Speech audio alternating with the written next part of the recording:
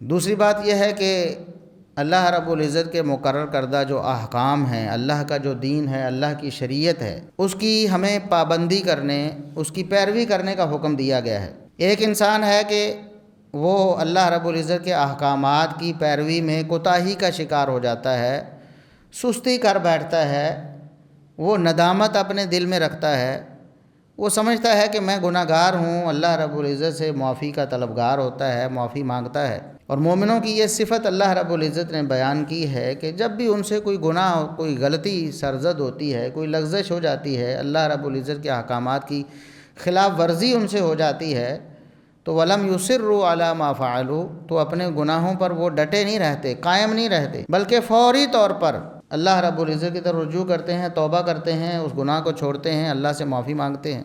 یہ تو ایک مومن کا کام ہے کہ وہ اللہ کے احکامات کی پابندی کرتا ہے۔ اگر کبھی اس سے گناہ ہو جائے، اللہ کے احکامات کی خلاف ورزی ہو جائے، تو فوراً اللہ رب العزت سے معافی مانگتا ہے اور اس کام کو ترک کر دیتا ہے، دوبارہ اس کام کو وہ سوچتا بھی نہیں، کرنا تو دور کی بات۔ جبکہ کچھ لوگ باغی اور سرکش ہوتے ہیں، وہ مومنوں سے ہٹ کر دوسری راہ پہ چلتے ہیں، وہ نہ صرف اللہ رب العزت کے احکامات کو پامال کرتے ہیں بلکہ اللہ کی شریعت کو مذاق بناتے ہیں، اللہ رب العزت کے احکامات کا تمسخر اڑاتے ہیں، ان کو دنیا کے سامنے بے وقت کرنے کی کوشش کرتے ہیں۔ یہ بڑے مجرم ہیں، یہ اللہ کے باغی ہیں، یہ مومن نہیں، یہ مسلم نہیں، یہ اللہ رب العزت کے باغی ہیں، یہ منافقوں کی طرز پر ہیں۔ تو آج ہم دیکھتے ہیں کہ ہمارے معاشرے میں بہت سارا ایسا کام ہو رہا ہے جو اللہ رب العزت کے دین کو مذاق بنانے کے مترادف ہے، جو اللہ کی شریعت کا مذاق اڑانا ہے۔ ان میں سے ایک کفار کی نقالی ہے۔ کفار کی نقالی سے اللہ رب العزت نے سختی سے منع کیا ہے۔ اللہ رب العزت نے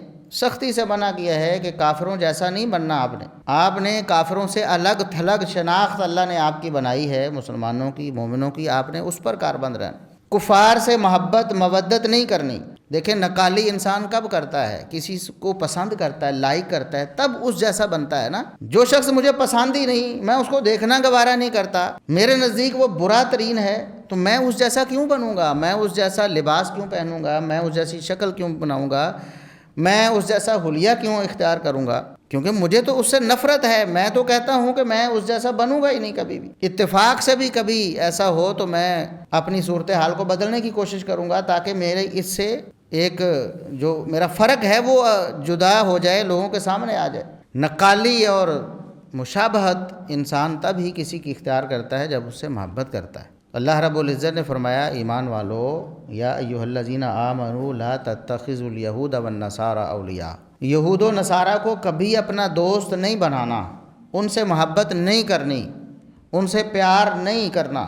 فرمایا کہ ان کی محبت آپس میں ایک دوسرے سے ہوتی ہے، کافروں کی کافروں سے محبت ہوتی ہے، مسلمانوں سے کبھی وہ خیر خواہی نہیں کر سکتے، کبھی مسلمانوں کی محبت ان کے دل میں نہیں آ سکتی۔ فرمایا وَمَن يَتَوَلَّهُم مِّنكُمْ فَإِنَّهُ مِنْهُمْ، تم میں سے بھی اگر کوئی ان سے محبت کرے گا تو اس کا شمار انہی میں سے ہوگا۔ فَإِنَّهُ مِنْهُمْ، وہ انہی میں سے ہے، چاہے وہ اپنے آپ کو کتنا ہی مسلمان کہتا ہو، کتنا ہی مومن گردانتا ہو، اس کا شمار انہی میں سے ہوگا۔ فرمایا کہ ظالم قوم کو اللہ رب العزت ہدایت نہیں دیتا۔